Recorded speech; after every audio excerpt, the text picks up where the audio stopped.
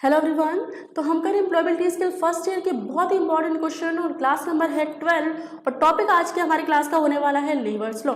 All trade के लिए common है, सभी ट्रेड के स्टूडेंट्स इन क्लासेस को देख सकते हैं, कोई एक ट्रेड के लिए नहीं करवा रही हूँ, सभी ट्रेड के लिए कॉमन है। तो आप लोग इन क्लासेस को शेयर जरूर कीजिएगा, सभी ट्रेड के लिए कॉमन है एम्प्लॉयबिलिटी स्किल फर्स्ट ईयर के ये क्वेश्चन। टॉपिक है लेवर्स लॉ, क्लास नंबर है 12। इससे पहले की 11 क्लासेस आप लोगों ने नहीं देखी हैं तो प्लेलिस्ट मैंने बना दी है, चैनल की प्लेलिस्ट पर जब जाएंगे तो वहां पर आपको प्लेलिस्ट पर ये क्वेश्चंस देखने को मिल जाएंगे, वहां से आप जरूर देखिएगा। क्लास एक भी पेंडिंग मत छोड़िएगा, सारी की सारी क्लासेस आप लोगों को देखनी है, क्वेश्चंस को समझना है। बहुत ही सिंपल क्वेश्चन है, इतने ज़्यादा टफ नहीं है आपकी थ्योरी की जैसे जो टफ है समझने पड़ेंगे, बहुत ज़्यादा मेहनत लगेगी, ऐसा नहीं है। बस क्वेश्चन को एक दो बार पढ़ना होगा आपको। आप इसकी स्पीड भी बढ़ा सकते हो, ठीक है, स्पीड बढ़ा सकते हो, लेकिन इतनी स्पीड 2x मत कर देना कि मेरी आवाज़ ही समझ में ना आए या फिर आपके ऊपर से उठ जाए, कुछ समझ में ही ना आए, ठीक है। क्वेश्चन है लेवर्स लॉ का पहला क्वेश्चन है, to safeguard the work force many labour and industrial law have been established by. Question क्या पूछ रहा है, कार्यबल, कई श्रम और औद्योगिक सुरक्षा के लिए कानून डैश द्वारा स्थापित किए गए हैं। जो कानून है किसके लिए, कार्यबल, श्रम और औद्योगिक सुरक्षा के लिए कानून जो है, कानून बनाए गए हैं वो किसके द्वारा स्थापित किए गए हैं, नियोक्ता के द्वारा, एम्प्लॉय के द्वारा, कर्मचारी के द्वारा, सरकार के द्वारा या फिर ग्राहक के द्वारा। तो जो कानून है वो गवर्नमेंट के द्वारा स्थापित किए जाते हैं, ऑप्शन सी होगा राइट। नेक्स्ट क्वेश्चन है, factories act ensures the regulate the working condition of workers in the factory which may be an objective of factories act। कारखाना अधिनियम काम की परिस्थितियों को विनियमित करने के लिए सुनिश्चित करता है। कारखाने में श्रमिकों की, ये क्वेश्चन थोड़ा इधर हो गया है, कारखाने में देखो क्वेश्चन क्या पूछ रहा है, कारखाने में श्रमिकों की काम की परिस्थितियों को विनियमित करने के लिए सुनिश्चित करता है। तो जो कारखाना अधिनियम है उसका उद्देश्य क्या है, कारखाना अधिनियम का उद्देश्य क्या है, मुझे लगता है क्वेश्चन इतना ही है, कारखाना अधिनियम का उद्देश्य क्या है, क्या उद्देश्य है, कारखानों में श्रमिकों की स्वास्थ्य स्थिति की रक्षा के लिए, उच्च शिक्षा प्रदान करने के लिए, कर्मचारियों को ओवर टाइम करने के लिए मजबूर करने के लिए, ओवर टाइम करने के लिए मजबूर करना। तो जो कारखाना अधिनियम है उसका उद्देश्य क्या है, कारखानों में श्रमिकों की स्वास्थ्य स्थिति की रक्षा करने के लिए, क्या होगा, ऑप्शन ए होगा। इसमें 3 ऑप्शन इसलिए है क्योंकि जो डी ऑप्शन था वो था नन ऑफ द एबव और जगह भी नहीं थी उस ऑप्शन के लिए, तो वो मैंने हटा दिया, ठीक है। तो जो कारखाना अधिनियम उसका उद्देश्य क्या होता है, कारखानों में श्रमिकों की स्वास्थ्य स्थिति की रक्षा के लिए, उच्च शिक्षा प्रदान करने के लिए नहीं होती है, कर्मचारियों को ओवर टाइम करने के लिए तो बिल्कुल नहीं है, ठीक है। नेक्स्ट है, where are labour law established by government. सरकार द्वारा श्रम कानूनों की स्थापना क्यों की जाती है, सरकार द्वारा श्रम कानूनों की स्थापना क्यों की जाती है, ऑप्शन पढ़ोगे आंसर आपको आएगा। मजदूरों का शोषण, श्रमिकों की शीघ्र भर्ती करने के लिए, कार्यबल को शोषण से बचाने के लिए, या फिर यह सुनिश्चित करने के लिए कि कार्यकर्ता समय पर कार्यस्थल पर आए। तो जो श्रम कानून है वो इसलिए स्थापित किए जाते हैं कि कार्यबल को शोषण से बचाया जा सके, to safeguard the workforce from exploitation. कार्यबल को शोषण से बचाने के लिए श्रम कानूनों की व्यवस्था स्थापना की गई है।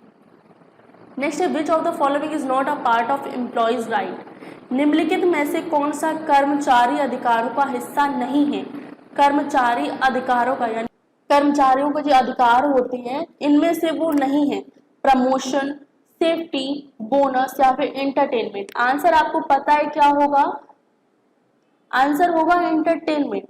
कर्मचारी के अधिकारों में देखो प्रमोशन आता है कि अगर आप अच्छा कोई कर्मचारी काम कर रहा है तो उसको प्रमोट किया जाए, थोड़े अच्छे पद पे लाया जाए। सेफ्टी मोस्ट इम्पॉर्टेंट है, बोनस भाई दिवाली होली जो भी त्योहार है उसमें बोनस मिले, कुछ एक्स्ट्रा पैसे मिले, तो ये तो अधिकार में आते हैं, एंटरटेनमेंट अधिकार में नहीं आता है। नेक्स्ट है, the minimum age of qualification for apprenticeship training is. शिक्षुता के लिए न्यूनतम आयु योग्यता प्रशिक्षण के लिए है।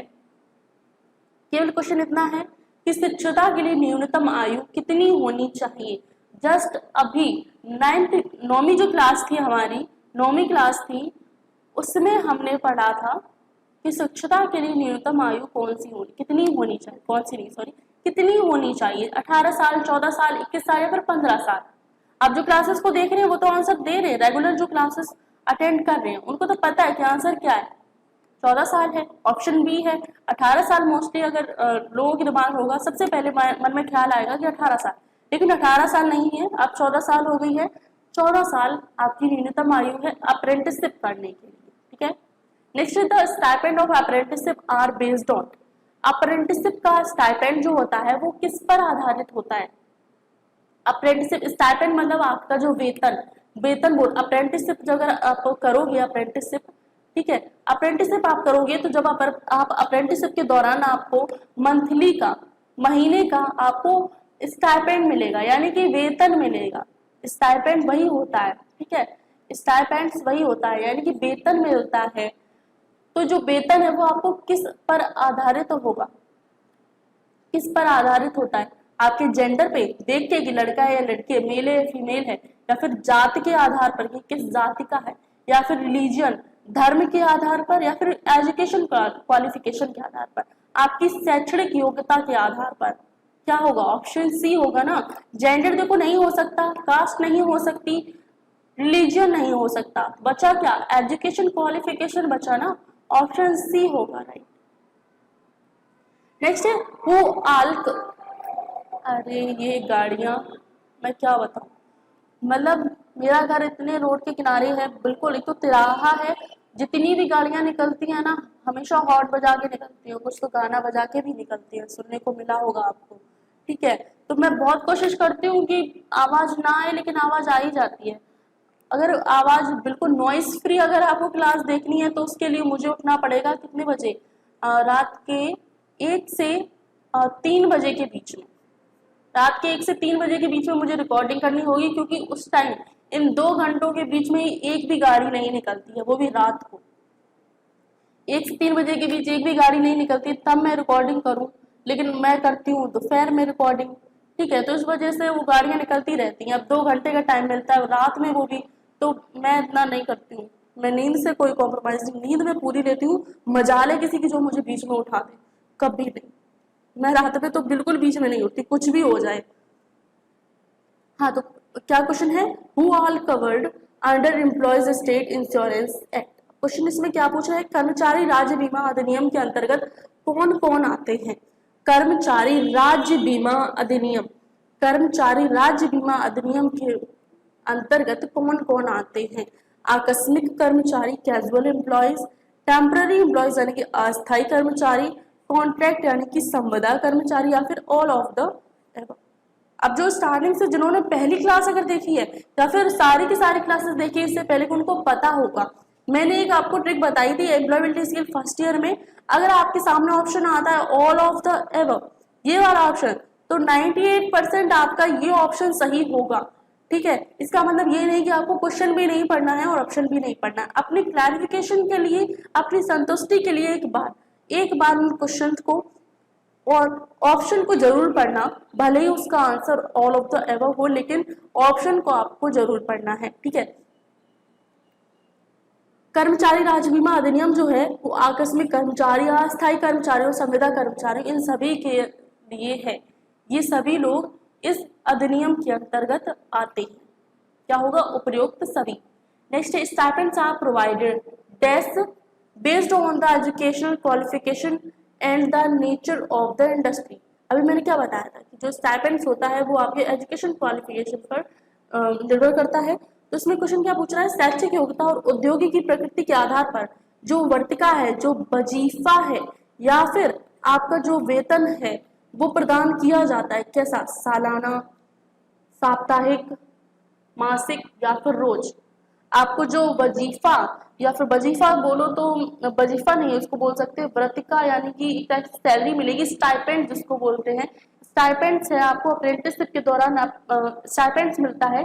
अभी मैंने पिछले क्वेश्चन में बताया तो वो आपको मिलता है मंथली, महीने में। जैसे सैलरी मिलती है ना, सैलरी महीने में मिलती है, महीने की मिलती है, तो इसी तरीके की आपको जो स्टाइपेंड है वो मंथली प्रदान किया जाएगा। क्या होगा? Monthly, option C. नेक्स्ट है is defined as remuneration by way of salary, allowance और payment for the work done. Question क्या पूछ रहा है, डैश को पारिश्रमिक के रूप में वेतन, भत्ता या किए गए कार्य के लिए भुगतान के रूप में परिभाषित किया गया है। मतलब उनको क्या कहते हैं, उस चीज को क्या कहते हैं जो वेतन, भत्ता या फिर किए गए कार्य के लिए भुगतान के रूप में दिया जाता है, उसे क्या कहते हैं भाई। वेतन, भत्ता या किए गए कार्य के लिए भुगतान, मतलब आपने किसी के लिए काम किया है, फिर किसी कंपनी के लिए काम करते हो तो आपको क्या मिलता है, वेतन ही तो मिलता है, वेतन कहा जाता है।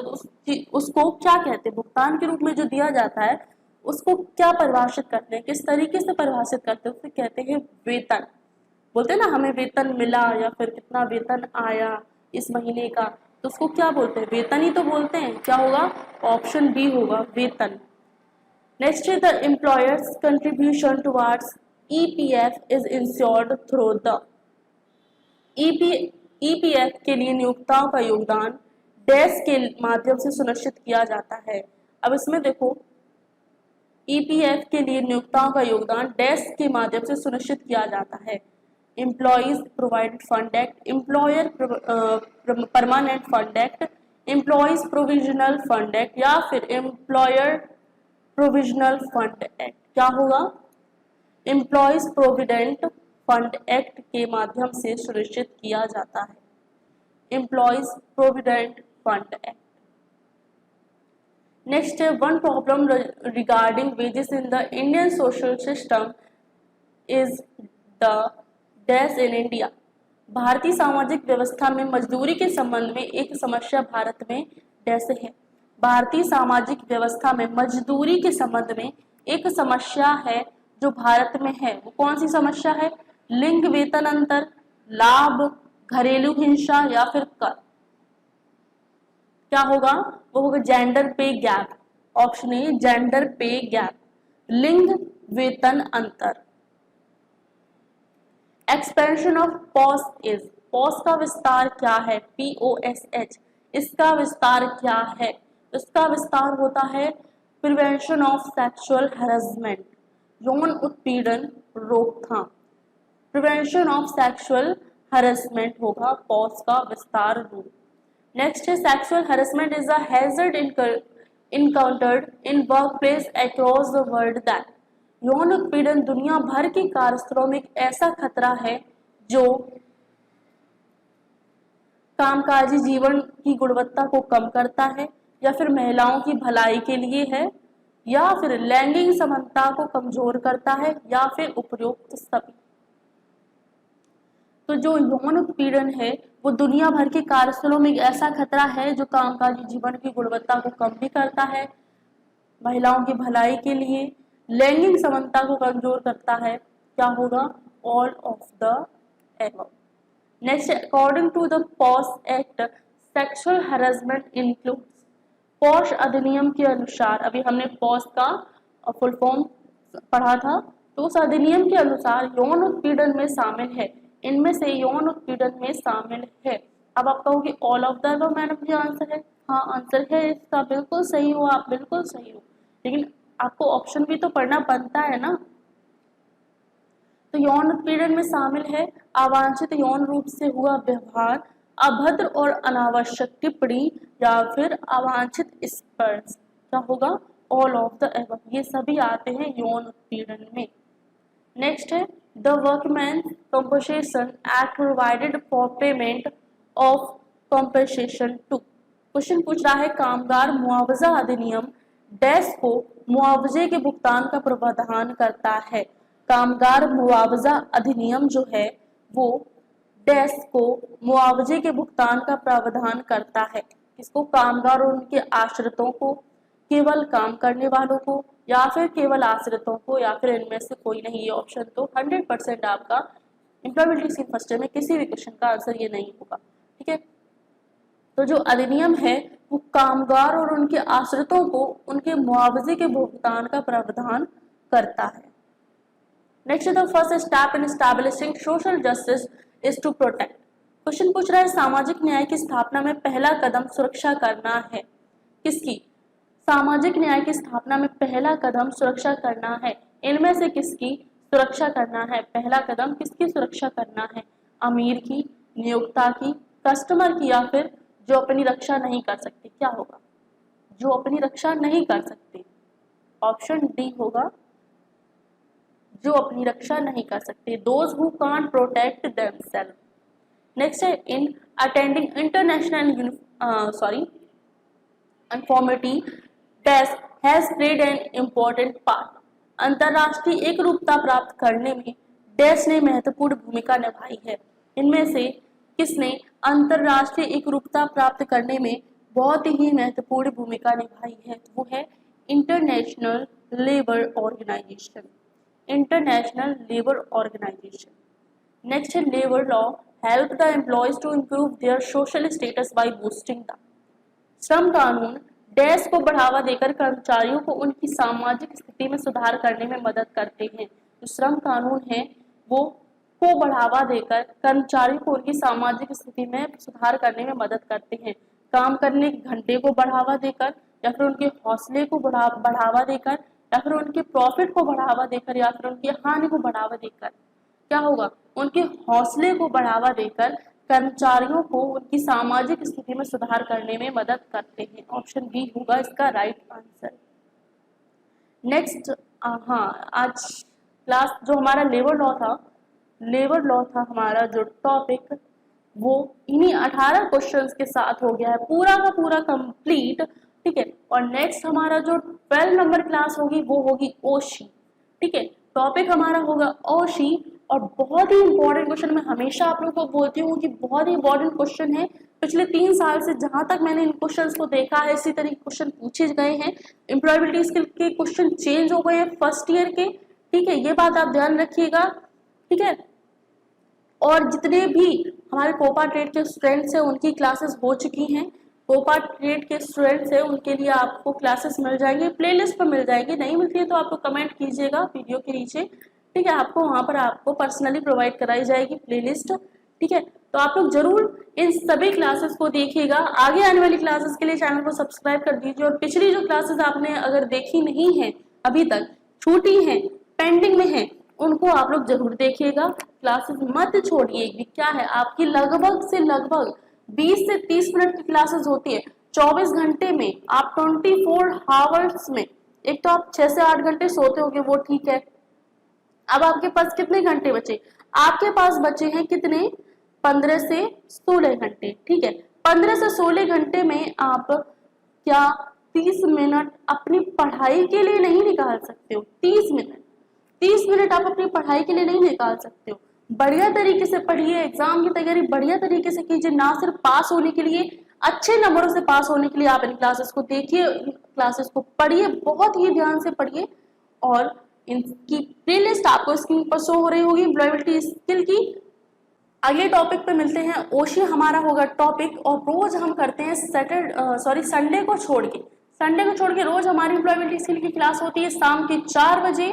आप लोग जरूर ज्वाइन हुआ कीजिए। साथ साथ में कमेंट करोगे तो आपका और भी जो आपका हौसला है वो बढ़ेगा, आप में कॉन्फिडेंस बढ़ेगा। तो इस वजह से क्लासेस में जरूर आया कीजिए। 4 बजे शाम को होती हैं क्लासेस, संडे को नहीं हुआ करेगी। 4 बजे क्लासेस आप लोगों की हुआ करेंगी, उसमें आप जरूर ज्वाइन हुआ कीजिए। तो मिलता है आपको अपनी अगली क्लास में। टॉपिक हमारा वही होगा ओशी हम लोग स्टार्ट करेंगे अपना नया टॉपिक।